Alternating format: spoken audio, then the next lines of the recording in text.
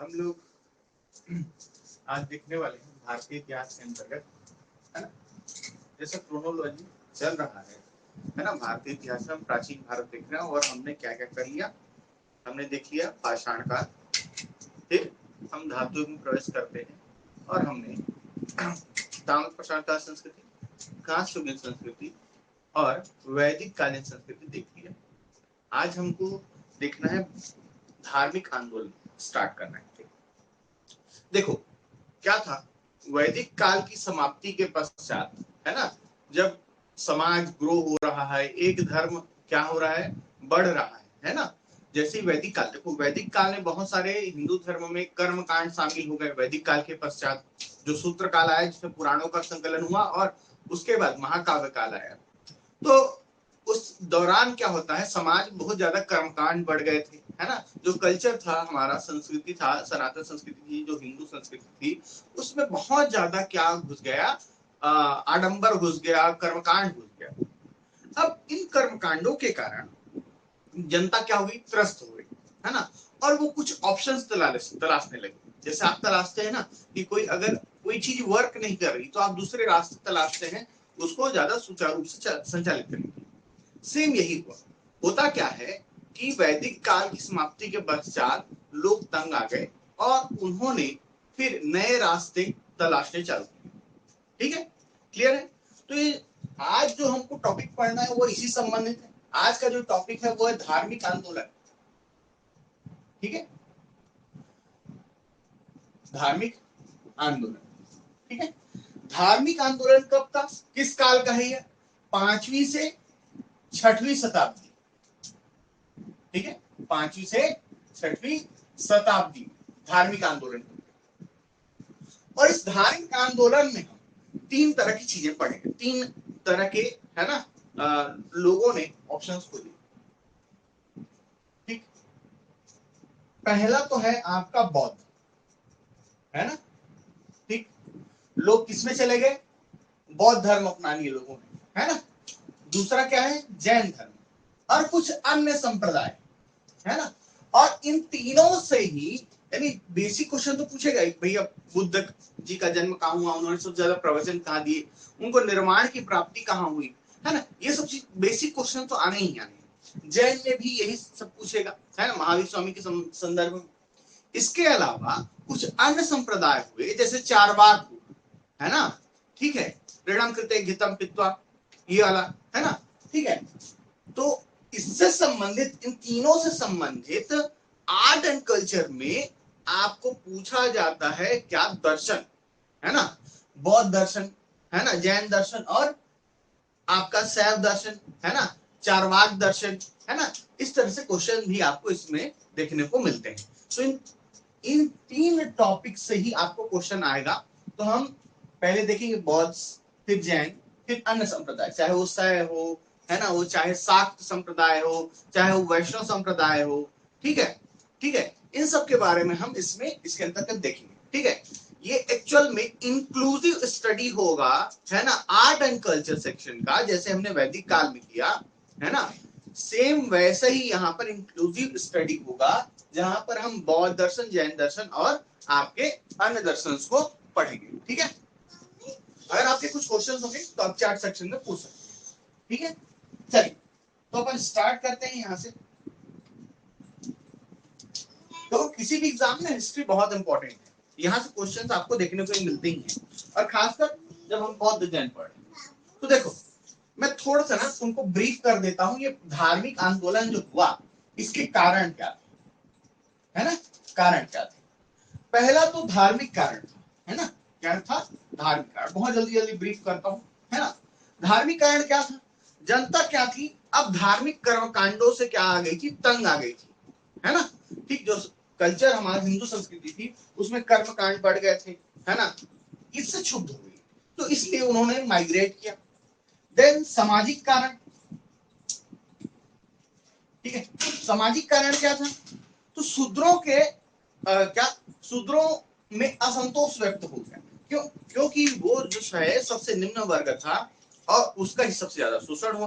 तो उन्होंने क्या किया, उन्होंने एक ऑप्शंस की तरह देखा जहां पर उन्हें ज्यादा वैल्यू मिल रही थी। अंततः वो भी इंसान है और हर इंसान को क्या चाहिए, इज्जत चाहिए रहती है, और उनको इज्जत मिली कहाँ, बौद्ध और जैन में, है ना। ठीक है, फिर है राजनैतिक कारण। आपको ये चीजें मदद करेंगी समझने के लिए कि ये हो क्यों रहा है। राजनीतिक कारण, देखो हमेशा ब्राह्मण और क्षत्रियों के मध्य कॉन्फ्लिक्ट रहा नंबर 1 की लड़ाई को लेकर, है ना। ब्राह्मण बोले हम क्या श्रेष्ठ है और क्षत्रिय क्या हम श्रेष्ठ है।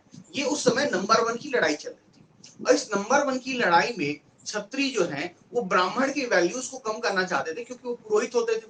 यानी नियम बनाने से लेकर, यानी राजा की सहायता करने से लेकर युद्ध क्षेत्र में किसी चीज को लेकर नीति बनाना है, और इसके अलावा सभी कर्मकांड जो है वो बिना किसके ब्राह्मणों के संपन्न नहीं हो सकते। तो इससे क्या वर्चस्व की लड़ाई चल रही थी। इस वर्चस्व की लड़ाई में क्षत्रिय क्या चाहते थे, ब्राह्मणों को निम्न दिखाना चाहते थे, और इसीलिए उन्होंने किसको शरण देना चालू किया, इन नवीन धर्मों को शरण देना चालू किया, बौद्ध जैन इनको शरण देना चालू किया। आगे आप जनपद महाजनपद एरा में देखेंगे कैसे मौर्यों में भी अलग अलग राजाओं ने अलग अलग धर्मों को क्या दिया, प्रश्रय दिया। तो ये राजनीतिक कारण हो गया। इसके अलावा आर्थिक कारण, अब क्या था ना, देखो धार्मिक कर्मकांड बढ़ने के साथ साथ यज्ञों का महत्व बढ़ा। मैंने बताया था कि यज्ञों का महत्व बढ़ा, है ना, बहुत सारे चीजें आ गई। तो लोग, मैंने देखा है कि हमने क्या देखा कि गौ, है ना, किस काल में बहुत महत्वपूर्ण था, वैदिक काल में। अब क्या है, गौ दान देने लग गया, है ना, गौ दान देने लग गए। तो भैया गौ दान दोगे तो आपकी आर्थिक क्षमता कम होगी कि नहीं होगी, है ना। ठीक है, क्या आपके पास गाय बैले रहेंगी तब तो आप कृषि करेंगे। तो अगर हम सब चीज दान दे देंगे तो कुछ बचेगा नहीं। तो ये कर्मकांड जो था ना, इसमें दान का महत्व बढ़ गया था, और दान देने के कारण ये खर्चीला हो गया था इस धर्म का पालन करना। तो ये एक कारण है। ठीक है, और इसके अलावा वैश्विक कारण, वैश्विक कारण क्या था कि सेम समय पर, है ना, क्या सेम समय पर क्या हो रहा था, वहां पर चीन में कन्फ्यूशियस फैल रहा था, ईरान में ज़रथुस्त्र फैल रहा था, इसके अलावा यूनान में पाइथागोरस जो संप्रदाय वो फैल रहा था। तो इस तरह के कारण से भारत में भी धार्मिक आंदोलन को परिणित करने के। तो अगर तुमको क्वेश्चन पूछता है कि भारत में प्रथम धार्मिक आंदोलन किस काल में हुए, तो ये 5वीं 6वीं शताब्दी में। ये ध्यान रखना, धार्मिक सुधार आंदोलन ये पहले धार्मिक सुधार आंदोलन है जो हम प्राचीन भारत के अंतर्गत पढ़ रहे हैं। और देखो इसी के अंतर्गत हम सबसे पहले बात करने वाले हैं बौद्ध धर्म। देखो मैं इस लड़ाई पे नहीं जाऊंगा कि बौद्ध पहले आए कि जैन पहले आए, है ना। हमें सब्जेक्ट्स की तरह पढ़ना है कि भाई क्वेश्चंस कहां से आ रहे हैं, है ना।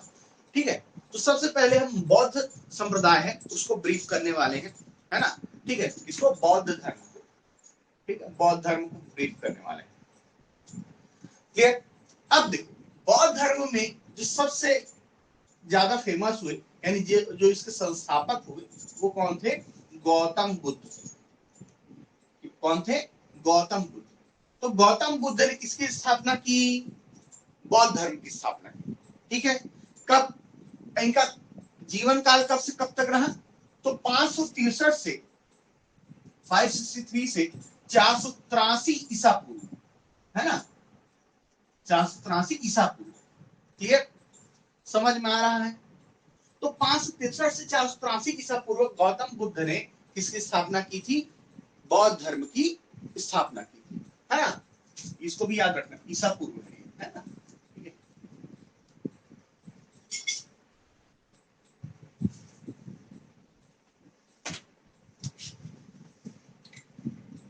ठीक, तो हम बात किसकी कर रहे हैं, बौद्ध और जैन की। अब बौद्ध और जैन की हम बात कर रहे हैं तो सबसे पहले हम किसको देख रहे हैं, बौद्ध धर्म को देख रहे हैं। और बौद्ध धर्म में हम बात कर रहे हैं किसकी, गौतम बुद्ध की। इसी के ही चीजें आगे पीछे घूमेंगी, है ना। ठीक है, बौद्ध धर्म क्लियर है।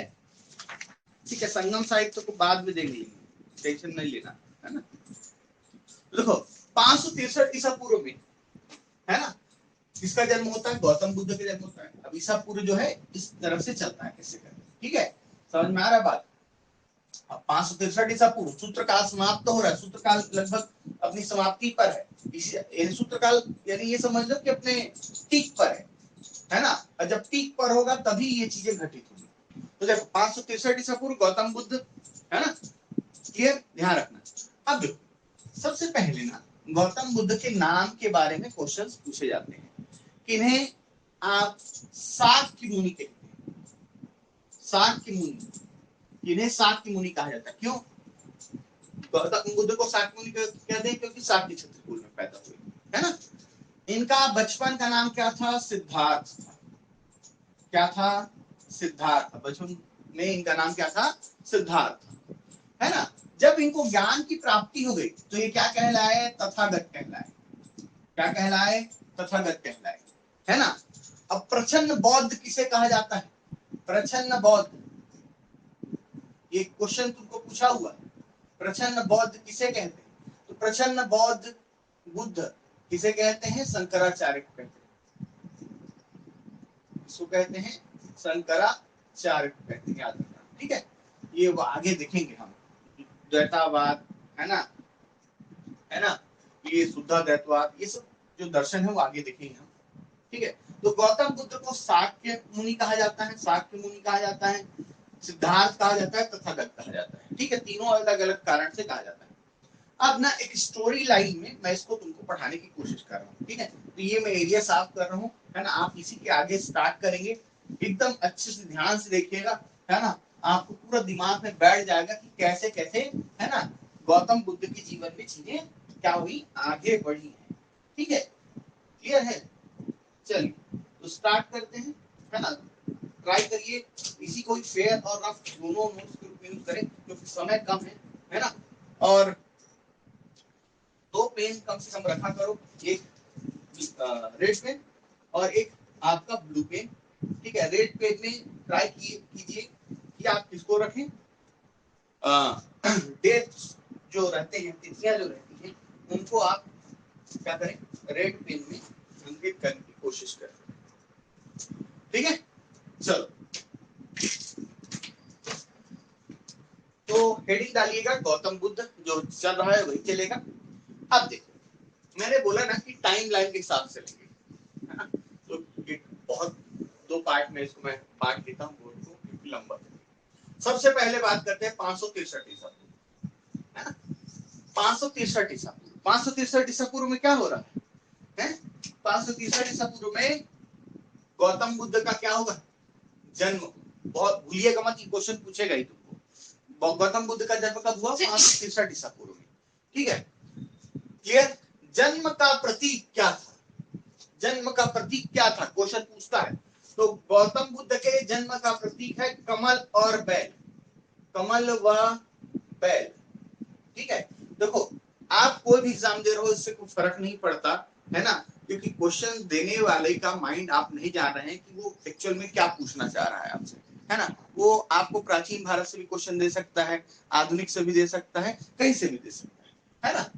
और आपके लिए एक एक नंबर आज इंपॉर्टेंट है, क्योंकि व्यापम में भी अगर आप देखते हो 100 नंबर का है आज, एक एक नंबर, एक एक पॉइंट्स का नंबर इंपॉर्टेंट है। क्यों? क्यों? क्योंकि भाई 100 नंबर का पेपर है, अगर 72.5 आ गया तब आपसे 5.5 से कोई आगे निकल गया तो आपका नौकरी निकल गया, ठीक है। तो आपको हर सब्जेक्ट अच्छे से आना चाहिए, कम से कम बेसिक्स तो आपका स्ट्रांग होना चाहिए, है ना। कोई भी एक का भी तुक्का बैठ गया ना तो निपट जाओ, है ना। तो 100 नंबर मींस किस्मत प्लस मेहनत, यहाँ पर दोनों चीजें काम करेंगी। तो गौतम बुद्ध का जन्म कब हुआ? 563 ईसा पूर्व में। जन्म जब हुआ तो इसको क्या कहा गया? बौद्ध दर्शन में, बौद्ध साहित्यों में इसका क्या प्रतीक माना गया? कमल और बैल। पूछता ही ये क्वेश्चन, याद रखना। कहाँ जन्म हुआ? तो लुम्बिनी में हुआ, है ना। कहाँ है? लुम्बिनी, लुम्बिनी में हुआ। अब लुम्बिनी का जगह कहां पर है? ये लुम्बिनी जगह जो है ये एक्चुअल में कहां पर है, ठीक है। लुम्बिनी जो है वो है कहां पर? तो लुम्बिनी जो है ना, ये एक्चुअल में है कपिल वस्तु गणराज्य। उस समय ये एक्चुअल में नेपाल की तराई में स्थित स्थान है, नेपाल की तराई में स्थित है ये जगह। कौन? लुम्बिनी, है ना। और उस लुम्बिनी स्थान में उस समय जैसे जनपद होते हैं ना, राज्य होता है, तो उस समय क्या राज्य था यह? कौन? जैसे छत्तीसगढ़ चेदी जनपद के अंतर्गत आता था, दक्षिण कौशल जनपद के अंतर्गत आता था, या कौशल जनपद के अंतर्गत आता था। इसके अलावा कुछ हिस्सा छत्तीसगढ़ का जो है वो तोसली या कलिंग जनपद के अंतर्गत आता था। वैसे ही यह यहाँ पर जो गणराज्य था वो था कपिल वस्तु, है ना। किस नाम का गणराज्य था? कपिल वस्तु नाम का गणराज्य था। क्लियर है?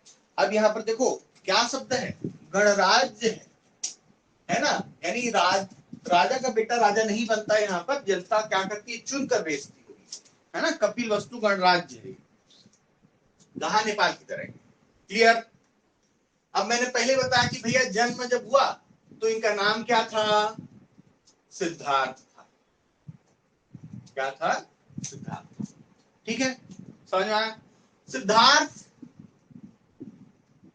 जो है ये किसकी संतान थी? है तो इनके पिता का नाम क्या है? शुद्धोधन।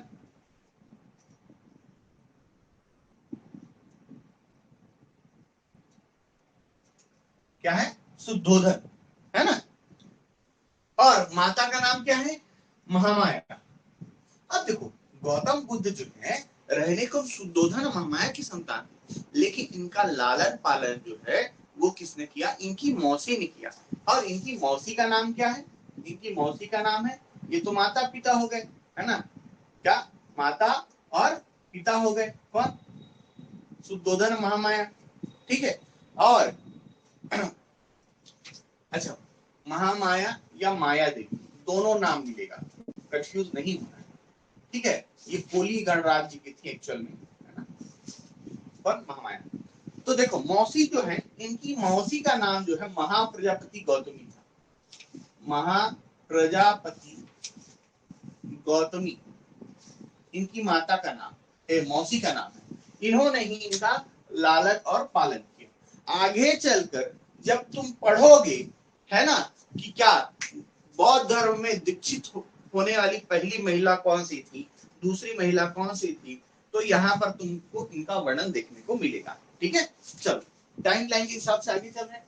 अब देखो 16 वर्ष बीत गए। 16 वर्ष के पश्चात इनका विवाह होता है। इनका महात्मा बुद्ध का क्या होता है जी? विवाह होता है। मैंने बोला ना कि टाइम लाइन के साथ चलेंगे। तो इनका विवाह होता है कितनी? मात्र 16 वर्ष के आयु। क्यों होता है? देखो जब इनका जन्म हुआ ना तो इनके पिता को किसी क्या उस राज्य के पुरोहितों ने, जोशियों ने बताया था कि भैया या तो ये क्या होगा, एक महान शासक बनेगा, या तो इतना क्या बनेगा, एक महान क्या बनेगा, वो क्या बनेगा, आपका योगी बनेगा, है ना। ठीक है, या समाज सुधारक बनेगा, ऐसा कुछ कहा था। तो जब जन्म हुआ इनका तो पिता चिंतित थे कि बेटा राज का छोड़ के चले जाएगा, तो राज का छोड़ के चले जाएगा। तो बचपन से उनको ना पूरा घेरे रहते थे, भोग विलास और विभिन्न प्रकार की चीजें उनको परोसी जाती थी, ताकि उनका मन भटक के इसी राजकाज में रहे। तो उसके बाद क्या होता है, बुद्ध को तो ये सब पसंद था ही नहीं। 16 वर्ष की उम्र में विवाह इसीलिए कर दिया क्योंकि क्या, परिवार को देखे, है ना, और इस मोह माया में फंस जाए बेटा। लेकिन वो तो बुद्ध थे, फंसने वाले थे नहीं, है ना। तो इनका विवाह जो होता है वो होता है यशोधरा से। यशोधरा इनकी पत्नी का नाम है ना। नाम याद रखिएगा क्योंकि ये नाम तुमको जैन में आगे देखने को मिलेगा। यशोधरा, यशोधरा से उनका एक पुत्र हुआ जिसका नाम था राहुल। क्या नाम है? गौतम बुद्ध के पुत्र का नाम राहुल। ठीक है। अब विवाह के बाद भी गौतम बुद्ध का मन नहीं लगता था। गौतम बुद्ध का मन नहीं लगता था। एक दिन वो विचरण कर रहे थे राज्य में, है ना, और विचरण करते हुए उनको क्या दिख गए? 4 दृश्य दिखे। 4 दृश्य दिखे। और ये 4 दृश्य क्या थे? ये 4 दृश्य क्या थे? तो सबसे पहले उन्होंने देखा, है ना, एक वृद्ध जो है ना, वो एकदम क्या हो गया, उसका शरीर कमजोर हो गया है ना, वो दुख में है, उसके शरीर में पीड़ा है, उसको देखा। उसके बाद रोगी को देखा, एक रोगी व्यक्ति को देखा, बीमार व्यक्ति को देखा, वो पीड़ा से करा रहा था, है ना, पीड़ा में त्रस्त था। कौन? रोगी व्यक्ति। फिर एक मृतक को देखा, मृत को, है ना, एक व्यक्ति जो मर गया है ना। और फिर देखा उन्होंने एक प्रसन्न चित्त सन्यासी को, है ना। ये 4 दृश्य उनके जीवन के सामने आए। तो सन्यासी को देखा, सन्यासी क्या प्रसन्नचित्त, ये तीनों लोग ही है ना, वृद्ध व्यक्ति, रोगी व्यक्ति, मृतक, ये क्या कर रहे हैं, है ना, भोग रहे हैं, दुख भोग रहे हैं, या इसके परिवार वाले दुख भोग रहे हैं। जबकि ये क्या सन्यासी क्या प्रसन्नचित्त है, क्यों प्रसन्नचित्त है, उसको कोई मतलब नहीं है ना। यह दुनिया जो है भौतिक चीज है ना, और क्षण भंगुर है, आज है कल नहीं है ना। ये शरीर जो है नश्वर है, इसको पता है कि नष्ट होना है, फिर भी हम क्या करते हैं, अर्थ की इच्छा करते हैं, काम की इच्छा करते हैं, मोह रखते हैं, है ना, मोह रखते हैं। अरे मेरा माँ है, मेरी माँ है, मेरा बेटा है, मेरी पत्नी है ना, ये सब हम मोह रखते हैं। जबकि हमको पता है कि जब हम यहाँ पैदा हुए तो इस सब सब पूरा शरीर नश्वर है, सबका शरीर नश्वर है, हर किसी को जाना है, हर किसी का जो है ना, अंत होना ही, ये क्या है, ये निश्चित है कि नहीं। ठीक है, तो ये सब देखते हैं, वो देखते हैं सन्यासी व्यक्ति को किसी से मतलब नहीं है ना, उसको पता है कि क्या जो यह शरीर है उसका अंतिम लक्ष्य क्या है, मोक्ष की प्राप्ति, आत्मा को क्या करना है, मोक्ष देना है ना। और आप जब मोक्ष की प्राप्ति कर लेंगे तो यह जो जीवन मरण का जो चक्र है उससे क्या प्राप्ति कर लेंगे, आप मुक्ति प्राप्त कर लेंगे, है ना। आप देखना, जैसे जैसे एक उम्र होती है ना, देखो बचपन में आप चंचल होते हैं, है ना, 16 वर्ष 17 वर्ष 18 वर्ष की उम्र तक आप क्या करते हैं, दुनिया भर की चीजों की ओर भागते हैं, है ना। आप ये चाहते हैं वो मिल जाए, वो मिल जाए, है ना, ऐसी इच्छा रखते हैं। लेकिन जैसे जैसे उम्र बढ़ता है ना, आपके जीवन थोड़ा स्थिर होने लगता है, आपकी इच्छाएं कम होने लगती है ना।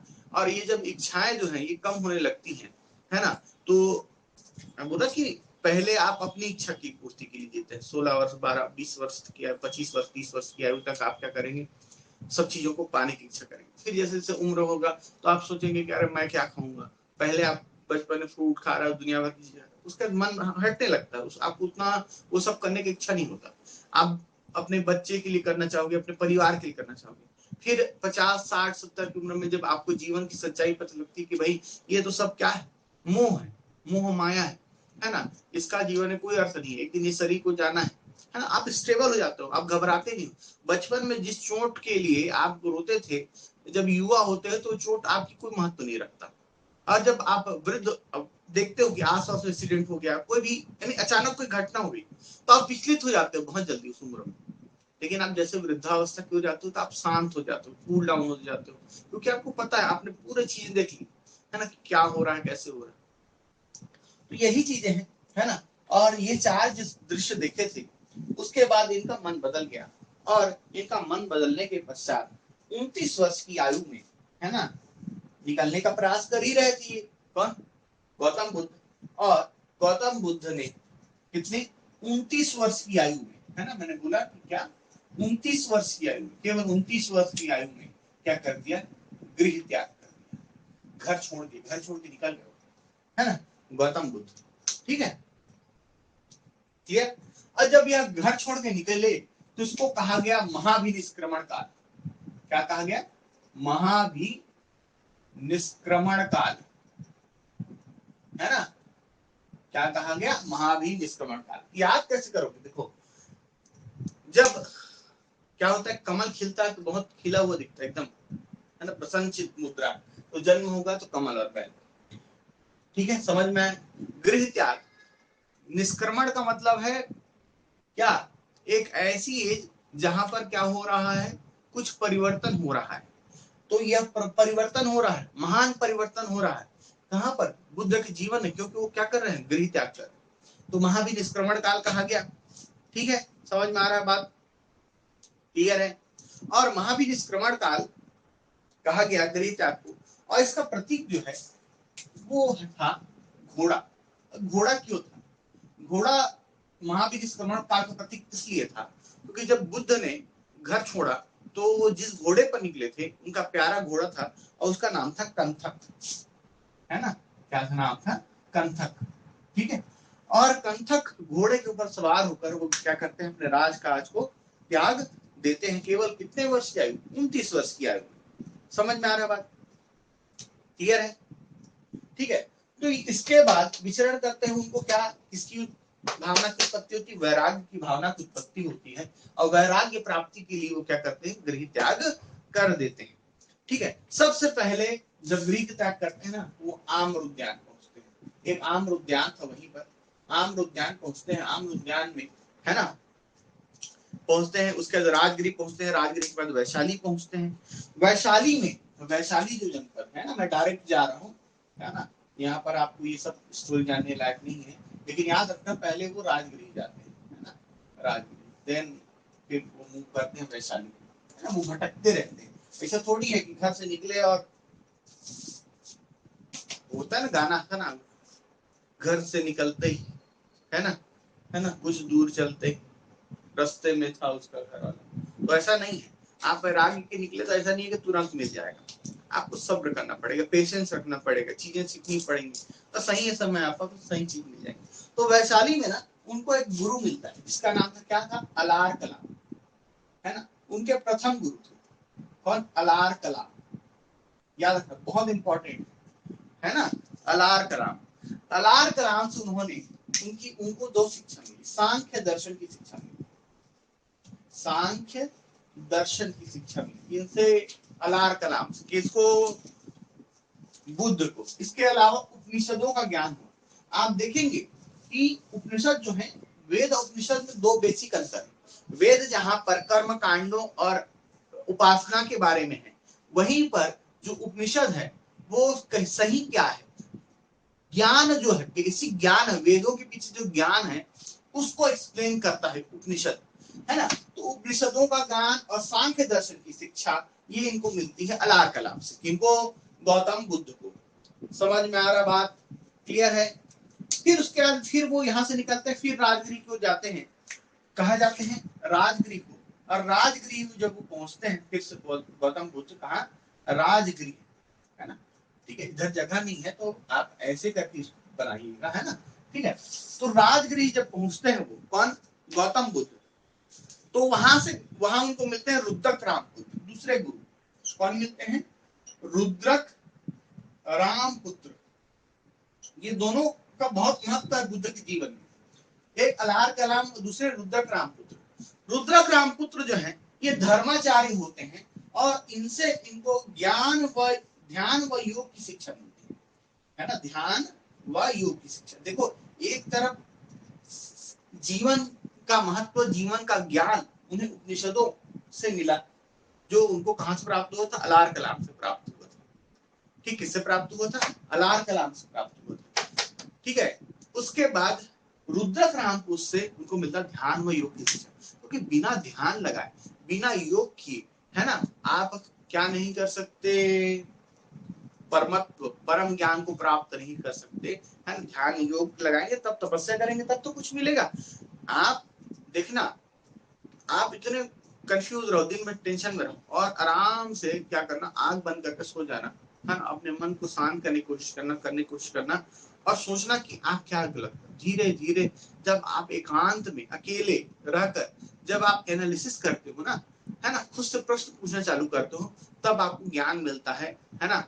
सोचते हो ना कि भाई मैं टाइम कैसे सेट करूं, मेरे लिए एजुकेशन, जब हम जो भी एजुकेशन ले रहे हैं उसमें प्रेफरेंस क्या है ना, परिवार में प्रेफरेंस क्या है, क्या चीजें पहले करनी, क्या चीजें बाद में करनी, क्या सही है, क्या गलत है ना, आप एनालिसिस करते हैं। ये सब कहाँ मिलता है, एकांत में जब आप क्या करते हैं, ध्यान लगाते हैं, है ना, ध्यान लगाएंगे तो ध्यान व योग की शिक्षा मिली। और ध्यान व योग की शिक्षा के बाद वो क्या जाएंगे जी, क्या करने जाएंगे, तपस्या करने जाएंगे। ठीक है, यहाँ तक समझ में आया। क्वेश्चंस कहाँ से बनेगा ये मैं बता देता हूँ, ये पूछेगा ही तुमको, बहुत इंपॉर्टेंट है। बुद्ध का जन्म का प्रतीक क्या था, कमल और पैसा। कहाँ जन्म हुआ था, लुम्बिनी हुआ था। बचपन का नाम सिद्धार्थ था, पिता का नाम शुद्धोधन, माता का नाम महामाया, है ना। लालन पालन महाप्रजापति गौतमी, है ना। विवाह हुआ यशोधरा से, पुत्र का नाम था राहुल। चार दृश्य जो थे यह थे, है ना। गृह त्याग को क्या कहा गया, महाविनिष्क्रमण काल कहा गया, है ना। प्रतीक क्या है, घोड़ा है। ठीक है, गौतम बुद्ध को सांख्य दर्शन की शिक्षा, उपनिषदों की शिक्षा कहां से मिली, तो लाल के नाम से मिली। ध्यान व योग की शिक्षा कहां से मिली, रुद्रक रामपुत्र से मिली। क्लियर है बेटा, समझ में आ रहा है यहाँ तक। चल अब कहानी को आगे बढ़ाते हैं। अब जब गौतम बुद्ध को ध्यान योग इसकी शिक्षा मिल गई, तो गौतम बुद्ध क्या करने जाएंगे? तो गौतम बुद्ध आप क्या करने जाएंगे? तपस्या करने जाएंगे, क्योंकि बिना तपस्या के कोई चीज मिलती नहीं है ना। आप भी सिविल सर्विसेज की तैयारी कर रहे हो तो क्या कर रहे हो? आप तपस्या ही कर रहे हो। तपस्या क्या होती? त्याग, है ना। जब आप त्याग करते हो अपने समय का, अपने क्या मोह का, है ना, अर्थ काम की इच्छा का त्याग करते हो, तब जाकर आपको क्या मिलता है? मोक्ष मिलता है ना। आप जो प्राप्त करना चाहते हो वो गोल मिलता है। ठीक है, चलिए राजगिरी के बाद वो कहाँ पहुंच जाते हैं? उरुवेला पहुंच जाते हैं। कौन? गौतम बुद्ध कहाँ पहुंचते हैं? उरुवेला। कहाँ पहुंचे? उरुवेला पहुंच गए। कौन? गौतम बुद्ध, है ना। उरुवेला कहाँ है जी? तो बोध गया में ही, है ना। उरुवेला कहाँ है? बोध गया में ही है, और बोध गया में ही वो उरुवेला पहुंचते हैं, है ना। कौन? गौतम बुद्ध। ठीक है, उरुवेला पहुंचते हैं और वह 6 वर्ष की तपस्या करते हैं। कहाँ? बोध गया, है ना। ठीक है, क्या करते हैं? 6 वर्ष तपस्या करते हैं। ठीक है, कौन? गौतम बुद्ध। और जब 6 वर्ष की तपस्या कर लेते हैं तो उनको क्या होता है बेटा? यहाँ पर ज्ञान की प्राप्ति होती है। क्या होता है? ज्ञान की प्राप्ति होती है। और यही ज्ञान की जो प्राप्ति है, सर राइट साइड नहीं दिख रहा है ठीक से, अभी ठीक है ना? वो आप हो गया ना, वो देख लिए ना, उसमें कोई दिक्कत थोड़ी। उधर जो लिखे थे वो कर लिए ना, है ना। लेट ज्वाइन क्यों आंसू आप, है ना। वो वीडियो आप रिकॉर्डेड मिलेगा, उसको देख लेना आप, है ना। उसमें है वहाँ, है ना। वहाँ पर कुछ नहीं था। हमने अलार कलाम के बारे में बात की थी, उसके बाद हमने बात की थी रुद्रक रामपुत्र के बारे में बात की थी। रुद्रक रामपुत्र लिखा था, अलार कलाम लिखा था। ठीक है, चलिए मैंने इसीलिए थोड़ा सा एडजस्ट किया इधर, है ना। अब उधर ज्यादा नहीं आएंगे। ठीक है, चलो। तो आपका देखो ज्यादा ध्यान ना लिखने के बजाय, है ना, एक तरफ, जैसे हम लोग आदत थी, हम लोग जब पढ़ते थे, मैं जब सिविल सर्विस क्लास कर रहा था, तो उस समय जो हमारे टीचर्स होते थे वो खड़े होकर लेक्चर जब देते थे, तो उनका कहना भी यही होता कि तुम्हारा ध्यान जो होना चाहिए वो बोर्ड की होना चाहिए, टीचर्स की होना चाहिए, वो बोल क्या रहा है। आपका ध्यान इस पर ज्यादा होना चाहिए। लिखना ठीक है, लिख आप एक तरफ रहे हो, है ना, लेकिन आपका माइंड कहाँ पर होना है? टीचर क्या बोल रहा है। क्योंकि क्रोनोलॉजी जो है अगर आप समझेंगे, है ना, जब कहानी को समझेंगे तो दिमाग में बैठ जाएगा, और जो कहानी को समझता है ना उसको याद रखता है। सिविल सर्विसेज में यही इंपॉर्टेंट है। प्री मेंस कोई एक्स्ट्रा चीज नहीं है, पर्सपेक्टिव का अंतर होता है बस, है ना। अगर आपको कहानी याद है, पॉइंट्स याद है ना, इतनी सारी चीजें हमने देखी यहाँ पर, इसमें अगर आपने हॉट पॉइंट्स जो याद हैं, हॉट नोट्स जो याद हैं, तो आप हर चीज को बहुत अच्छे से प्रेजेंट कर सकते हो। सीधी सी बात है, समझ में आ रहा बात? क्लियर है? तो ज्यादा ध्यान रखना समझने पर क्या हो रहा है। अगर मैं तुमको अभी पूछूं तो गृह त्याग बोला तो याद आना चाहिए क्या? महाबलिष्क्रमण का, है ना, घोड़ा, है ना, जन्म, कमल, बैल, मैंने उसके पीछे क्या लॉजिक दिया, ये भी याद होना चाहिए। तो अगर ये सब चीज याद रखो लंबे टाइम तक याद रहेंगे। और लिखते रहो, नोट्स मेकिंग में केवल कलेक्शन करना डाटा, ये एक स्टूडेंट का काम नहीं होना चाहिए। मेन काम तो नहीं होना चाहिए, काम तो हो लेकिन मेन काम नहीं हो, क्योंकि आप डेटा कलेक्शन पर करते रह जाएंगे, फिर एग्जाम नहीं निकलेगा। ठीक है, तो सीखने पर ज्यादा ध्यान दीजिए। चलो, ज्ञान की प्राप्ति। ज्ञान की प्राप्ति उनको 35 वर्ष की आयु में होती है ना, है ना। 35 वर्ष की, 29 वर्ष में ग्रहित आया था, 6 वर्ष की तपस्या की, 35 वर्ष की आयु में ज्ञान की प्राप्ति हो रही है। और ज्ञान की जो प्राप्ति हुई, है ना, यही क्या कहलाया? संबोधि या निर्वाण कहलाया। संबोधि क्या कहलाया? संबोधि क्या कहलाया जी? संबोधि कहलाया, है ना। क्या? गौतम बुद्ध को ज्ञान की जो प्राप्ति हुई वही क्या कहलाया जी? संबोधि कहलाया। समझ में आ रहा बात? ठीक है, क्लियर? संबोधि या निर्वाण कहलाया, है ना। चलो अब देखो, ज्ञान की प्राप्ति का प्रतीक था जिस वृक्ष, पीपल के वृक्ष के नीचे जब उन्होंने तपस्या की थी, है ना, क्या, जिस पीपल के वृक्ष के उन्होंने नीचे तपस्या की थी, वही बोधि वृक्ष इसका प्रतीक बनता है ना। ये पीपल के पेड़ के नीचे इन्होंने तपस्या की थी, कहाँ, बोध गया में, है ना, ठीक है। और जब वो 6 वर्ष भटकते रहे, तपस्या करते रहे, तो बोध गया में पीपल वृक्ष के नीचे, है ना, ये पीपल वृक्ष था, यही पीपल वृक्ष है ना, पीपल के वृक्ष के नीचे इनको क्या मिला, ज्ञान मिला। कब मिला, बोला, कभी कभी पूछा जाता कौन से दिन, तो 8वें दिन मिला। अब 8वें दिन ऐसे मिला कि भैया घूम घूम के तपस्या करते थे, इधर उधर रोज तप लगाते थे, ध्यान लगाते थे, है ना। और जब उनको 8वें दिन ज्ञान मिला, तो इसी के बाद क्या कहलाए, वो तथागत कहलाए, जैसे मैंने पहले भी बताया था, क्या कहलाए, तथागत बुद्ध कहलाए। ठीक है, समझ में आ रहा बात, हाँ। अब तथागत का अर्थ क्या होता है, तथागत, सत्य ही ज्ञान है जिसका, है ना, सत्य है ज्ञान जिसका, वो क्या कहलाता है, तथागत कहलाता है। फिर पूछेगा कि भैया कौन सी नदी के तट पर हुआ, ज्ञान तो मिल गया, है ना, कहाँ मिला, ये बोध गया में मिला, कौन सी नदी के तट पर, तो कौन सी नदी थी, निरंजना नदी के तट पर, है ना, निरंजना नदी। जब जियोग्राफी पढ़ोगे, इंडियन जियोग्राफी, तो निरंजना जो नदी है ना, ये पुनपुन नदी है, यही क्या है, वर्तमान में पुनपुन नदी कहते हैं इसको, है ना, वर्तमान में पुनपुन या फल्गु नदी, एक्चुअल में 2 धाराएं हैं, है ना, पुनपुन फल्गु, निरंजना, और जब मोहना मिल जाते हैं तो भाई फल्गु नदी कहलाते हैं, है ना। ज्योग्राफी, इंडियन ज्योग्राफी पढ़ोगे तो समझ में आएगा। चलो हम उसमें नहीं आते, क्वेश्चन तुमको बस यही बोलेगा, निरंजना, ठीक है। निरंजना नदी के तट पर ज्ञान प्राप्त हुआ बेटा उसको, किसको, बुद्ध को। अब ज्ञान प्राप्ति हो गया, आप क्या देंगे, पहला उपदेश देंगे, है ना। आप क्या देंगे, वो प्रथम उपदेश, क्या देंगे, प्रथम उपदेश। अब तुमको क्वेश्चन क्या पूछेगा, गौतम बुद्ध ने अपना प्रथम उपदेश कहाँ दिया। अब मैं डायरेक्ट यहाँ पर ना तुमको बताते जाता हूँ पहला उपदेश कहाँ दिया। तो गौतम बुद्ध ने पहला उपदेश दिया बेटा सारनाथ में, कहाँ दिया, सारनाथ, समझ में आ रहा है बात, कहाँ दिया, सारनाथ, उत्तर प्रदेश में, है ना। सारनाथ को तत्कालीन समय में ऋषि पत्तन या मृगवन या मृगदाव कहते हैं। तो मृगवन सारनाथ में उन्होंने पहला उपदेश दिया, किसने, गौतम बुद्ध ने, है ना। किसको दिया, 5 ब्राह्मणों को दिया, किसको दिया, 5 ब्राह्मणों को, ठीक है, इनको दिया, 5 ब्राह्मणों को उपदेश दिया, क्लियर, ठीक है।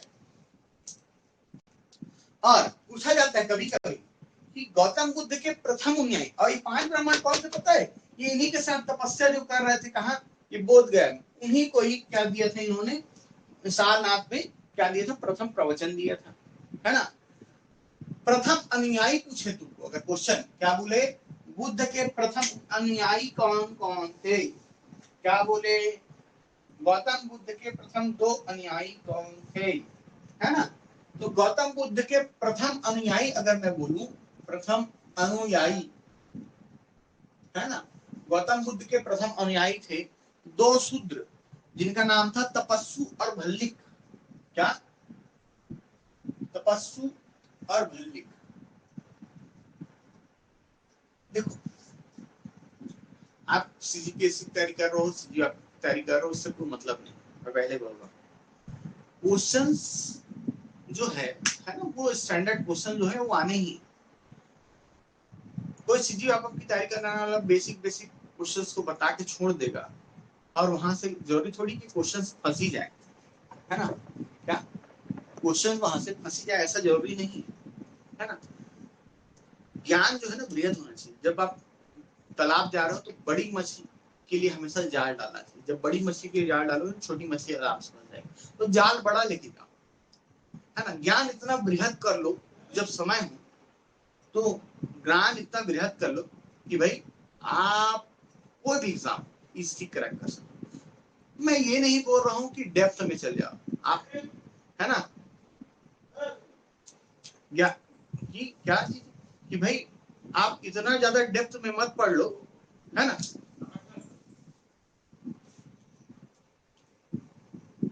इतना ज्यादा डेप्थ में मत पढ़ो या इतना ज्यादा डेप्थ में जाने की कोशिश मत करो कि भाई मेन चीज छूट जाए। कम से कम ये जो क्वेश्चंस है ना, ये बेसिक क्वेश्चंस कहीं पूछ सकता है, खासकर आजकल जब स्टैंडर्ड बढ़ चुका है तो आपको ये सब आना चाहिए।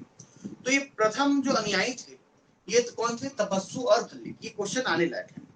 इसके बाद गौतम बुद्ध ना, इसके बाद चलते हैं राजगीर। मैं ये सब इसलिए बता रहा हूँ बेटा क्योंकि कहानी जैसी लगी तुम्हें, है ना, पॉइंट्स तो वही है जो आने लायक है।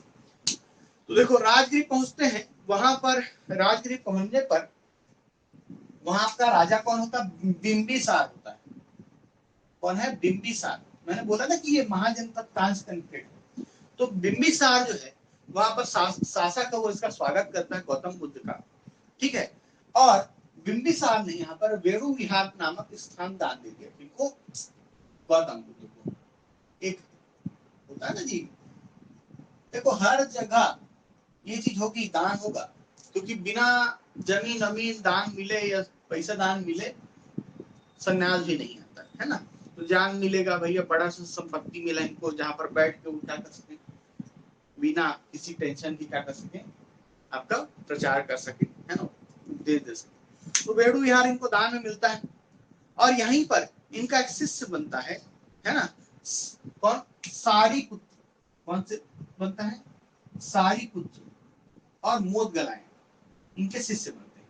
आप टेंशन नहीं लो, याद होता है तो ठीक, नहीं होता है तो ठीक, है ना। आप इनको याद रखो, सारिपुत्र मोदगलायन इसके शिष्य थे गौतम बुद्ध के। आपको इससे मतलब नहीं है कहां पर बने सारिपुत्र मोदगलायन, आगे मिलेगा तुमको इनके बारे में, है ना। फिर देखो इसके बाद राजगिरी के बाद कहां पहुंचते हैं गौतम बुद्ध, लुम्बिनी पहुंचते हैं। घर पहुंचे बहुत दिनों बाद। लुम्बिनी जब पहुंचते हैं, है ना, तो वो परिवार को उपदेश देते हैं, अपने परिवार को उपदेश देते हैं, है ना, बहुत दिनों बाद पहुंचे। अब चूंकि भैया परिवार का बेटा इतना बड़ा बन गया है ना, उपदेश देने वाला बन गया, तो उसके वो क्या बनेंगे, समर्थक तो बनेंगे ही ना, उसको फॉलो कर फॉलोअर तो बनेंगे। तो ये इनका देवदत्त जो चचेरा भाई होता है, देवदत्त नाम, देवदत्त, ये क्या था, उनका चचेरा भाई था। यही उनका बाद में सबसे बड़ा विरोधी बनता है। क्वेश्चन पूछता है कि बताइए वह शिष्य जो गौतम बुद्ध का, या गौतम बुद्ध का वह अनुयायी जो बाद में उनका विरोधी हो गया था, कौन था, देवदत्त। क्वेश्चन क्या पूछेगा, याद रखिए बहुत इंपॉर्टेंट क्वेश्चन, क्या पूछेगा, गौतम बुद्ध का वह अनुयायी या वह भाई, या जो कुछ भी बोल दे, जो बाद उनका विरोधी हो गया था, तो उसका नाम क्या था, देवदत्त था। ठीक, क्यों विरोधी हो गया था, तो वो संघ में ना, है ना, बुद्ध को हटाकर स्वयं उसका क्या बनना चाहता था, प्रमुख बनना चाहता था। कौन, देवदत्त, है ना, होता ही है ना, दूसरे का फेम और नेम लेना, है, लोगों का आदत है। तो देवदत्त जो है ये क्या बनना चाहता था, उसका प्रमुख बनना चाहता था। क्लियर है, समझ में आ रहा है, ठीक है। तो देवदत्त प्रमुख बनना चाहता था। लुम्बिनी के बाद लिच्छवी, लिच्छवी पहुंचते हैं, है ना, लिच्छवी पहुंचते हैं, है ना, कौन, आपके गौतम बुद्ध। और लिच्छवी पहुंचते हैं, और क्या 8वें वर्ष, ज्ञान प्राप्ति के 8 वर्ष हो चुके थे, है ना, क्लियर। अब यहाँ जब लिच्छवी पहुंचते हैं ना, तो वहीं पर उनका एक शिष्य होता है आनंद, और आनंद के कहने पर, है ना, क्या इनके कहने पर, आनंद के कहने पर, आनंद के कहने पर वो क्या कर देते हैं, स्त्रियों का प्रवेश करा देते हैं, किसमें, संघ, है ना, क्या, संघ, स्त्री प्रवेश किसमें, संघ। समझ में आ रहा है बात, ठीक। आनंद के कहने पर वो किसका प्रवेश कराते हैं, स्त्रियों का प्रवेश अभी तक वर्जित था, है ना, उस संघ में स्त्रियों का प्रवेश वर्जित था, लेकिन आनंद के कहने पर स्त्रियों का प्रवेश करा देते हैं। लेकिन वो कहते हैं कि अगर स्त्रियों का प्रवेश होगा तो इस संघ की उम्र क्या हो जाएगी, आधी हो जाएगी, है ना, ठीक है, क्लियर, समझ में आ रहा बात। और प्रथम भिक्षुणी बनती, प्रथम शिष्या बनती कौन? भिक्षुणी। ये क्वेश्चन पूछेगा। संघ में प्रवेश करने वाली प्रथम भिक्षुणी कौन थी? ये आप पढ़े थे ना, कौन की मौसी, क्या नाम है? महाप्रजापति गौतमी। यही पहली क्या बनती? शिष्या बनती गौतम बुद्ध की, प्रजापति गौतमी। तो ये क्वेश्चन याद रखना है आपको, प्रथम भिक्षुणी कौन है? महाप्रजापति गौतमी, है ना। इसके अलावा लिच्छवी की नगर वधु होती। नगर वधु माने आप वर्तमान में इसे क्या कहते हैं? नगर वधु। नगर वधु का समझ आता है बात। नगर की वधु, नगर की वधु कहने का मतलब ये है कि, है ना, सेक्स वर्कर्स होती है एक तरीके से।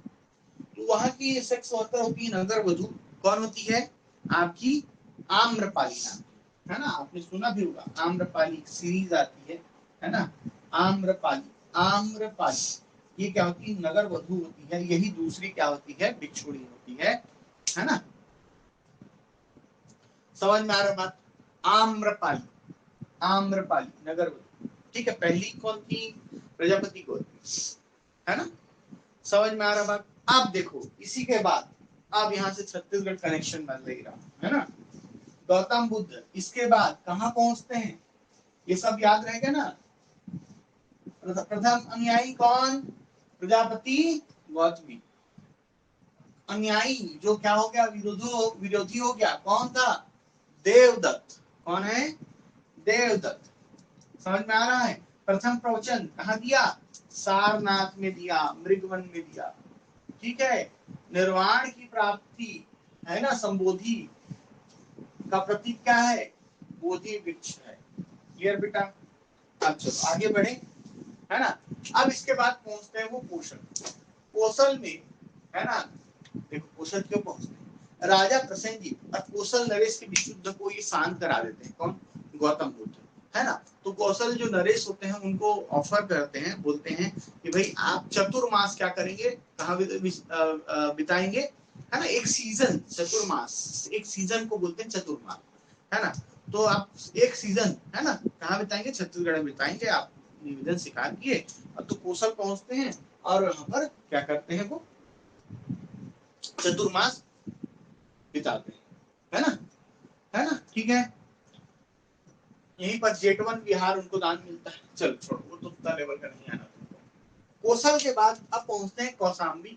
कौशाम्बी में उदयन जो है उसका शिष्य बनता है ना। कौन? उदयन। कौन? उदयन शिष्य बनता है ना। और यहीं पर इनको घोषित राम विहार दान मिलता है। कौशल के बाद जब कहाँ पहुंचते हैं? कौशाम्बी। कौशाम्बी, अब मैं ये सब क्यों बता रहा हूँ? क्योंकि क्वेश्चन पूछा जाता है कि उदयन किसका समकालीन था, ऐसे क्वेश्चन पूछेगा। राजा प्रसेनजीत किनका समकालीन था? तो याद रखना, समकालीन में तुमको पूछेगा तो कौशल नरेश कौन था इस समय? प्रसेनजीत, प्रसेनजीत, ठीक है। ये गौतम बुद्ध का समकालीन है। कौशाम्बी का उदयन समकालीन है। समझ में आ रहा बात? आगे चल के मगध का पढ़ोगे। मगध, मगध का शासक था कौन? मगध का शासक था कौन जी? तो मगध का शासन था कौन? अभी हमने पढ़ा, देखा, बिंबिसार देखा। क्या जी? बिंबिसार देखा,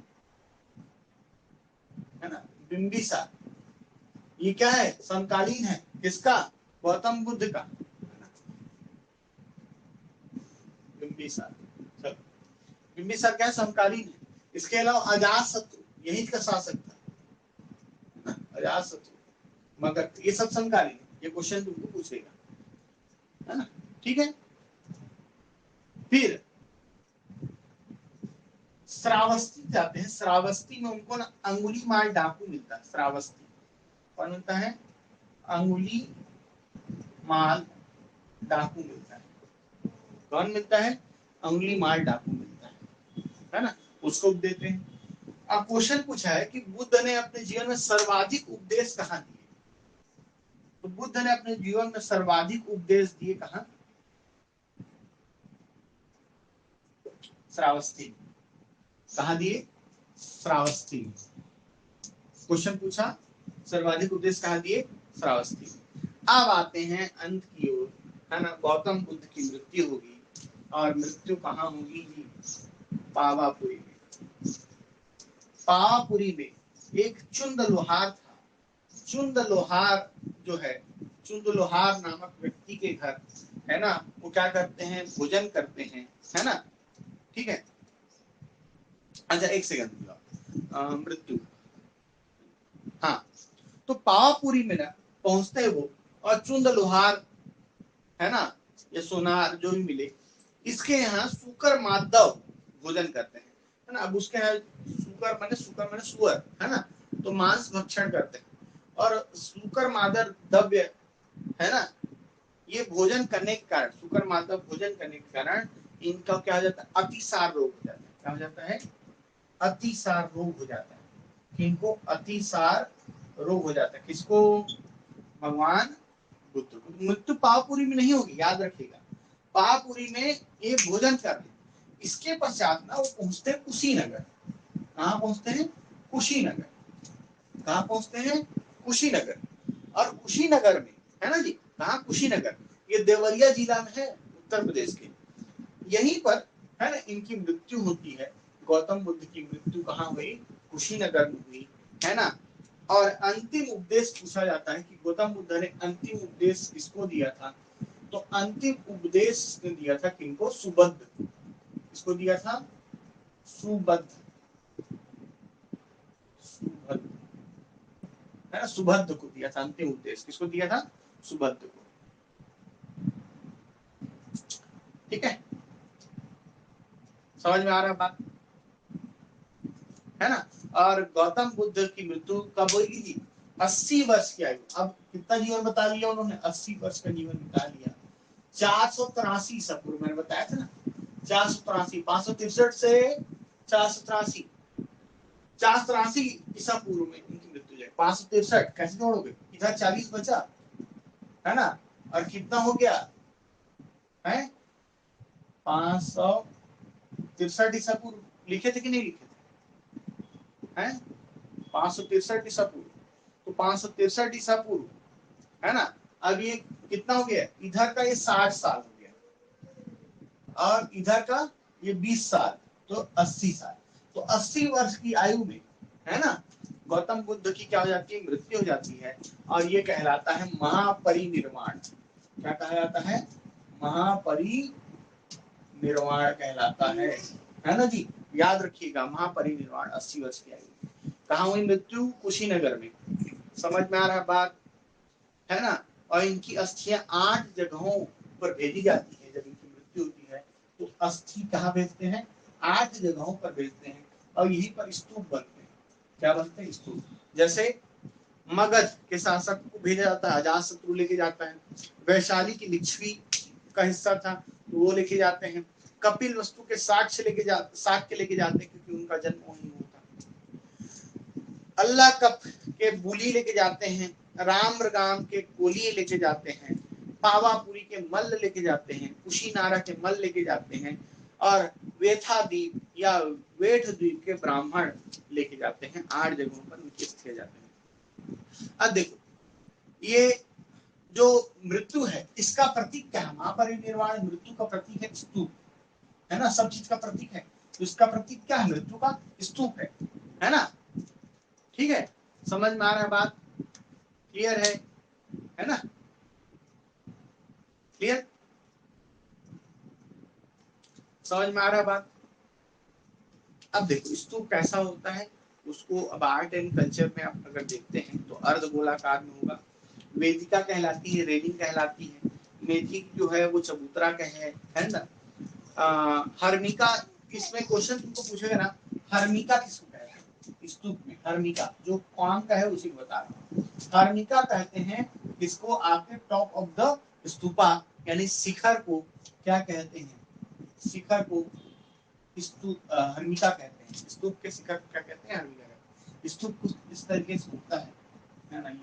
ये चारों ओर जो फेंसिंग होगी वही वेदिका कहलाएगी। ये वेदिका कहलाएगी। ये जो है टॉप, ये क्या कहलाएगा? हर्मिका कहलाता है।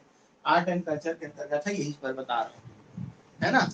और समझ में आ रहा? और हर्मिका जो है, इसके ऊपर में ये ये ऐसा करके एक बेस बना होगा हर्मिका के ऊपर, बिल्कुल हिंदू धर्म जैसा। ये आपको ऊपर में एक ऐसा दिखेगा ऐसा, ये क्या कहलाता है? छत्र कहलाता है। ठीक है, स्तूपा के ऊपर। ठीक है, और ये अंड कहलाता है। अर्धगोलाकार जो संरचना है वो अंड कहलाती है, अर्धगोलाकार संरचना। ठीक है, और सीढ़ी को कहते हैं सोपान, है ना। ठीक, सोपान किसको कहते हैं? सीढ़ी को कहते हैं, है ना। आर्ट एंड कल्चर का। ठीक है, समझ में आया? यहाँ तक चीज समझ में आई? देखो खत्म करके ही छोड़ेंगे, है ना, खत्म करके ही छोड़ेंगे इसको, है ना। यहाँ तक समझ में आया? तो गौतम बुद्ध के समकालीन शासक पूछेगा, सर्वाधिक उपदेश उन्होंने श्रावस्ती में दिया था, लेकिन सबसे लंबा उपदेश उन्होंने कहाँ पर दिया था? ये अगर क्वेश्चन पूछे, है ना, तो क्या आंसर होगा? पहला उपदेश सारनाथ। ठीक है, अंतिम उपदेश कहाँ दिया? कुशीनगर में। कहाँ दिया? कुशीनगर में। समझ आ रहा है ना? अंतिम उपदेश कहाँ दिया आपका? है ना, सर्वाधिक उपदेश श्रावस्ती में, अंतिम उपदेश कुशीनगर में दिया। ठीक है, और सबसे लंबा उपदेश एक जगह बैठ के सबसे लंबा उपदेश दिया नालंदा में। कहा दिया? नालंदा में। कहा दिया? नालंदा में। ठीक है बेटा, क्लियर है? यहां तक समझ में आया बात? ठीक, चलो देखो, अब ना इसमें एक वर्ड आता है चैत्य, है ना। चैत्य, चैत्य माने चिता संबंध। जो बौद्ध मंदिर होते हैं ना, उनको कहते हैं चैत्य। क्या कहते हैं? चैत्य कहते हैं, है ना। ये एक तरह से स्तूप, पूजार्थक स्तूप होते हैं, पूजा करते हैं, है ना। ठीक है, विहार या मठ, विहार या मठ किसको कहते हैं, है ना। तो बौद्ध भिक्षु जहां पर आवास है, बौद्ध भिक्षु के जो आवास होते हैं, आवास, उसको क्या कहते हैं? मठ या विहार कहते हैं। क्या कहते हैं?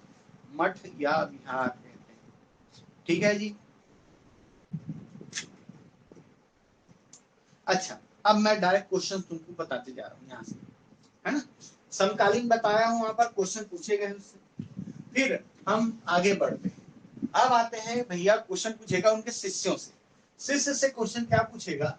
बोलेगा कि बताइए, है ना, इनमें से कौन से शिष्य की मृत्यु, है, बुद्ध के जीवन काल में ही हो गई?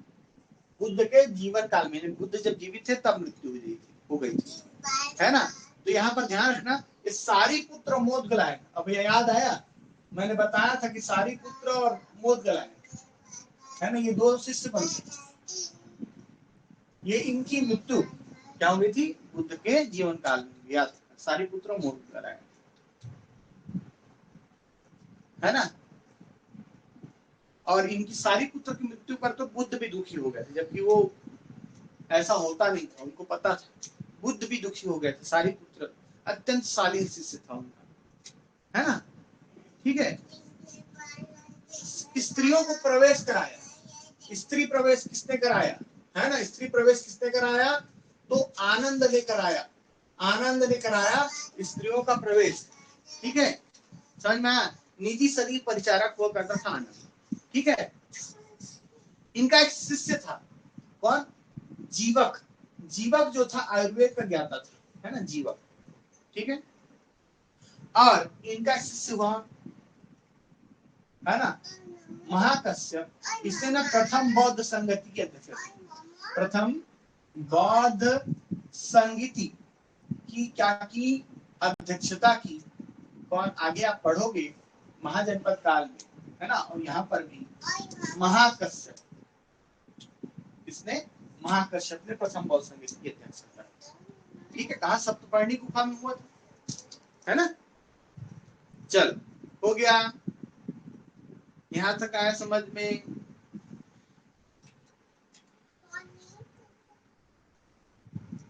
हो गया? अब यहां तक क्लियर? अब आ जाते हैं बौद्ध धर्म के सिद्धांतों पर, है ना। बौद्ध धर्म के सिद्धांत, है ना। यहां तक हो गया क्वेश्चन बेटा? अब बौद्ध धर्म के सिद्धांत और दर्शन पर बात आती है। बौद्ध दर्शन, अब बौद्ध दर्शन, क्या बौद्ध दर्शन, ठीक है, क्लियर है, समझ में आ रहा है बात। तो सबसे पहले तो ये पूछेगा, है ना, कि बौद्ध जो है ना, बौद्ध दर्शन क्या है ना, और आपको पूछता भी है कि भाई बताइए, है ना, ये ईश्वरवादी है कि अनिश्वरवादी, है ना, अनात्मावादी की आत्मावादी, है ना। तो देखो बौद्ध जो है ये अनात्मावादी सबसे पहला दर्शन है, याद रखते एक एक पॉइंट। सबसे पहले क्या है, अनात्मावादी,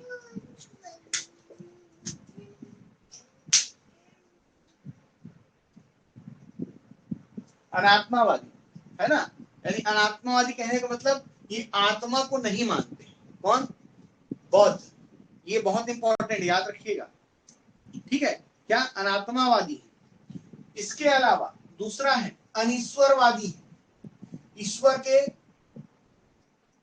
प्रभुत्व को नहीं मानते, ईश्वर को नहीं मानते। कौन, बौद्ध।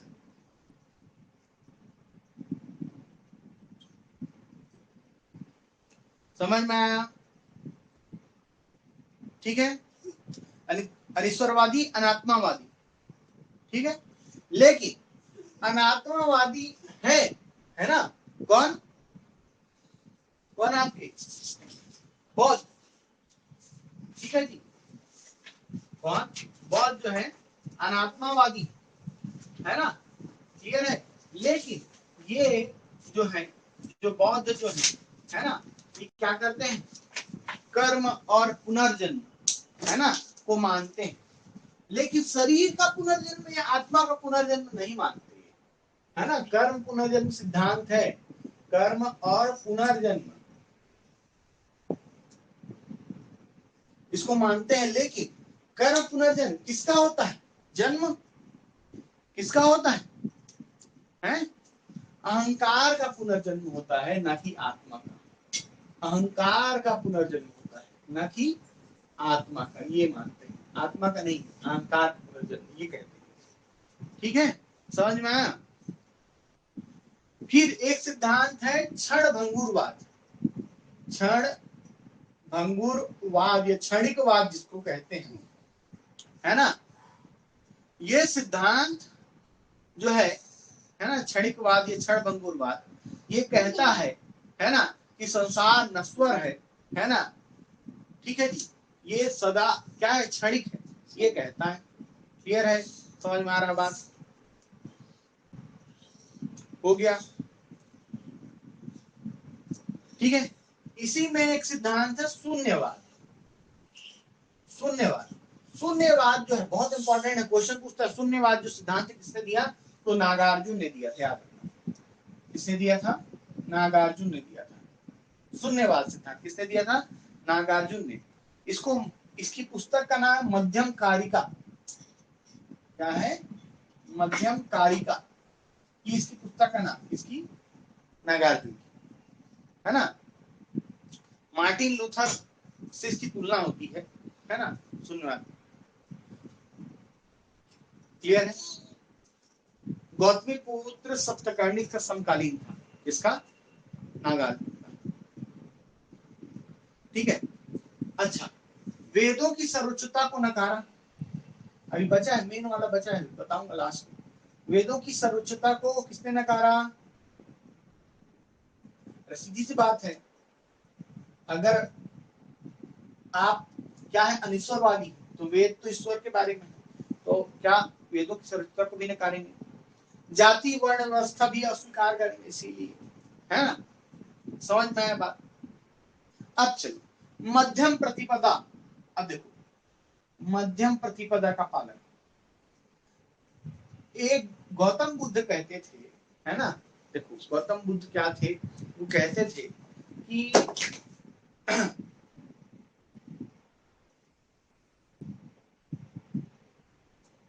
गौतम बुद्ध कहते थे कि भाई ना अधिक देखो बौद्ध अनुयायी बन गए तो ठीक है, बौद्ध भिक्षु बन गए तो ठीक है, लेकिन जो सामान्य जीवन व्यतीत कर रहे हैं, जो पारिवारिक जीवन व्यतीत कर रहे हैं, वो क्या कर सकते हैं? मध्यम प्रतिपदा का पालन कर सकते हैं। ना अधिक कष्ट, ना अधिक क्या भोग विलास, है ना, ठीक है, मध्यम मार्गी कहते हैं।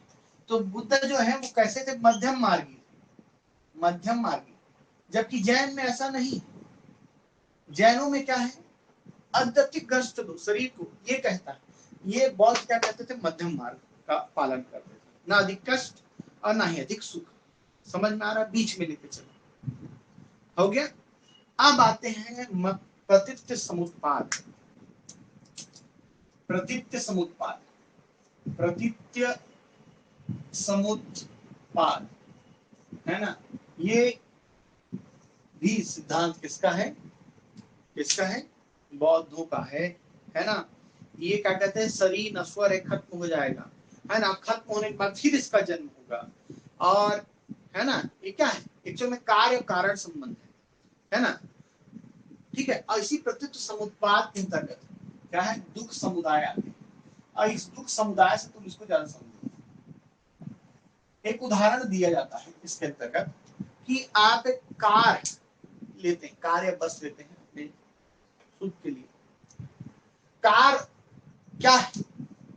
कार या बस क्या है? कारण है ना, कार लेते हैं सुख के लिए, और यह कार या बस क्या है? कारण। कार ले लिया आपने, कार लेके चलाने निकले, और आपका क्या हो गया? एक्सीडेंट हो गया। क्या हो गया? एक्सीडेंट हो गया। आपका क्या हो गया? पैर टूट गया। क्या हो गया? पैर टूट गया। कार चला रहे हो, पैर टूट गया। अब पैर टूटा तो क्या हुआ? आपको दुख हुआ, है ना। क्या हुआ? पैर टूट गया, ये दुख है। समझ में आ रहा है बात? तो दुख समुदाय यही है कि कार्य क्या हुआ? पैर टूटा, और कारण क्या था इसका? कार। समझ में आ रहा बात? तो ना आप कार लेते, ना आपका पैर टूटता। पैर टूटा तो दर्द होगा, यही दुख समुदाय क्रमशः चक्र चलता रहता है। जैसे विवाह हुआ, विवाह हुआ तो बच्चे की उत्पत्ति हुई, बच्चे की उत्पत्ति हुई, है ना। अब बच्चे की उत्पत्ति के बाद, है ना, क्या हो गया? भाई देखो कोई घटना हुई, है ना, और उससे आपका मोह हो गया था, तो आपको दुख होगा, है ना। तो हर चीज का ना कार्य कारण संबंध होता है, यही क्या है? प्रतीत्य समुत्पाद कहलाता है। समझ में आया? ठीक है। इसके अलावा इसमें कर्मवाद भी एक सिद्धांत है, जैसी करनी वैसी भरनी वाला। जैसा कर्म करोगे वैसा भोगोगे, ये भी क्या कहता है? बौद्ध दर्शन कहता है। कर्मवाद एक सिद्धांत है, जैसी करनी वैसी भरनी, है ना। समझ में आया? अच्छा, बौद्ध जो दर्शन है वो कहता है सदाचार और नैतिकता पर आपका ध्यान रहना चाहिए। इसके अलावा जीवन का लक्ष्य क्या होना चाहिए? मोक्ष की प्राप्ति। क्या कहता है? जीवन का लक्ष्य क्या है? बौद्ध दर्शन के अनुसार जीवन का लक्ष्य क्या है? पूछेगा क्या है? मोक्ष की प्राप्ति है, मोक्ष की प्राप्ति है। जीवन का लक्ष्य क्या है? मोक्ष की प्राप्ति। बेटा क्या है? मोक्ष की प्राप्ति। ठीक है, समझ में आ रहा है बात? क्या है जीवन का लक्ष्य? मोक्ष की प्राप्ति। ठीक है, जन्म मरण के चक्र से मुक्ति है। समझ में आ रहा बात? अंधविश्वास को नहीं मानते थे, तर्क को मानते थे। कौन? बौद्ध। समझ में? इसके अलावा चार आर्य सत्य की बात कही गई। चार आर्य सत्य बहुत इंपॉर्टेंट है। चार आर्य सत्य, है ना, ठीक है। क्या है चार आर्य सत्य? पहला है दुख, एक क्वेश्चन पूछा गया, बहुत इंपॉर्टेंट है, दुख। दूसरा है दुख समुदाय, है ना। तुमको लग रहा होगा कि ये सब चैप्टर इंपॉर्टेंट नहीं है, आर्ट एंड कल्चर के अंतर्गत बहुत ही इंपॉर्टेंट है, क्वेश्चन पूछता है ना। दुख, दुख समुदाय, है ना, और दुख है ना, और दुख, दुख जो है उसका क्या है? कारण होता है ना, कथन कारण और कार्य चक्रण होता है, तो उसको क्या कहा गया है? दुख समुदाय कहा गया है। दुख होता है, और दुख का क्या होता है? समुदाय होता है, कार्य और कारण होता है, उसको दुख समुदाय कहा जाता है। और इस दुख समुदाय से निकलने के लिए निरोध मार्ग होता है। है ना। क्या होता है, निरोध मार्ग होता है कि कैसे दुख से आप क्या कर सकते हैं, निकल सकते हैं। और सॉरी, दुख निरोध होता है ना। ठीक है, दुख का निरोध संभव है, इस दुखों से मुक्ति प्राप्ति संभव है। और इसके लिए क्या दिए गए हैं, दुख निरोध मार्ग, है ना। दुख निरोध मार्ग है ना, इसी को क्या कहते हैं, चार आर्य सत्य कहते हैं। पहला क्या है, दुख। दूसरा है दुख समुदाय। तीसरा क्या है, दुख निरोध। और चौथा है दुख निरोध मार्ग। ठीक है, ये चार आर्य सत्य है। ठीक है, और दुख निरोध मार्ग के लिए आप किसका पालन करेंगे, मध्यम प्रतिपदा का पालन करेंगे, है ना। और अच्छा चलो, इसके बाद मैं कनेक्ट कर रहा हूं, है ना। ये हो गया, कितना सारा हुआ दर्शन में, है ना। और दुख निरोध मार्ग कौन से हैं, बताना तो पड़ेगा ना। दुख निरोध मार्ग बोलने से थोड़ी होगा। तो दुख निरोध मार्ग कितने हैं, इन्हीं को अष्टांगिक मार्ग कहते हैं, जिसको तुम पढ़ते हो। इसी दुख निरोध मार्ग को क्या कहते हैं बेटा, अष्टांगिक मार्ग। क्या कहते हैं, अष्टांगिक मार्ग कहते हैं, 8 मार्ग, है ना।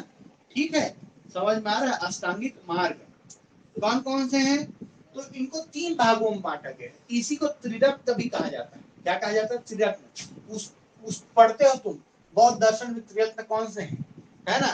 तो 3 आपके कौन कौन से हैं, सील, है ना, प्रज्ञा और समाधि।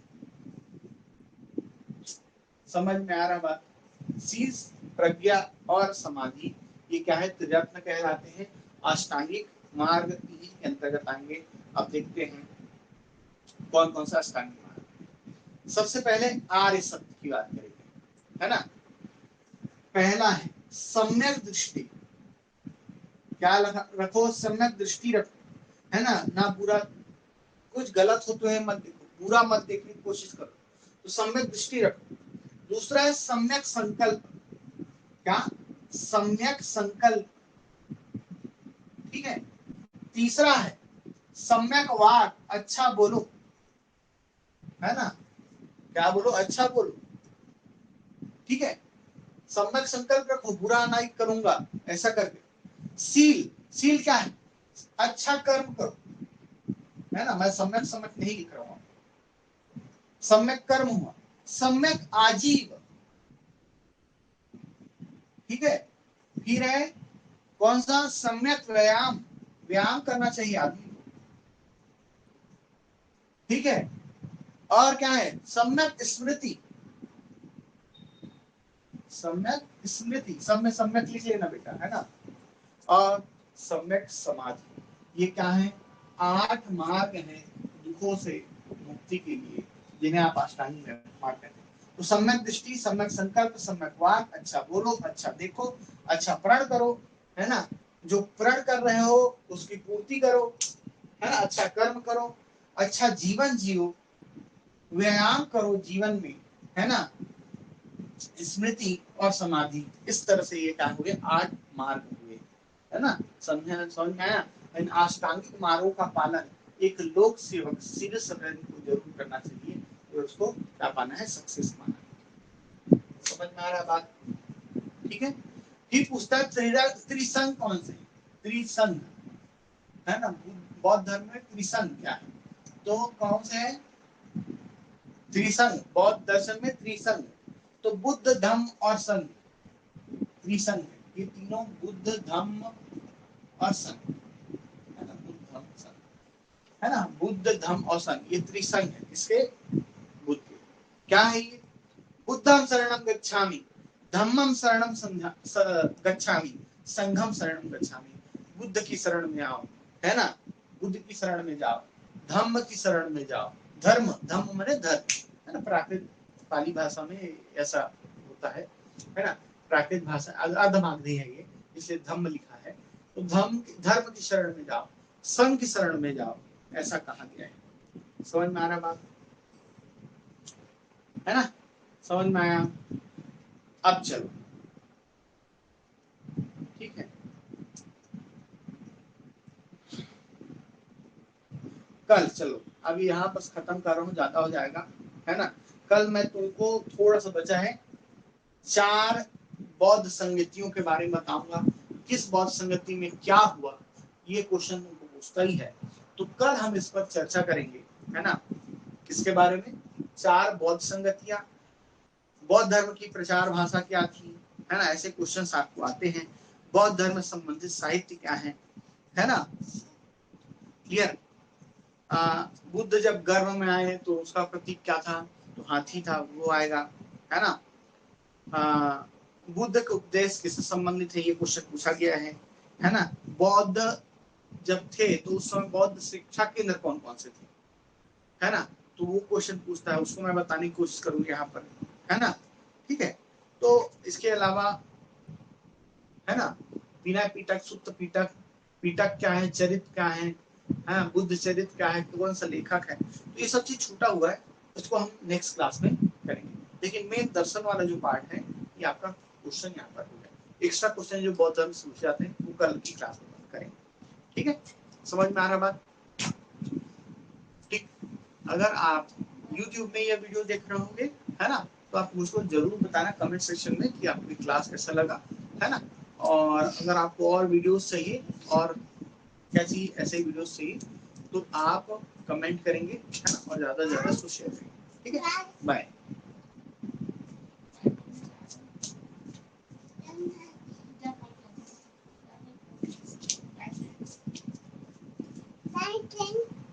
फ्रेंड्स क्या बोलेंगे।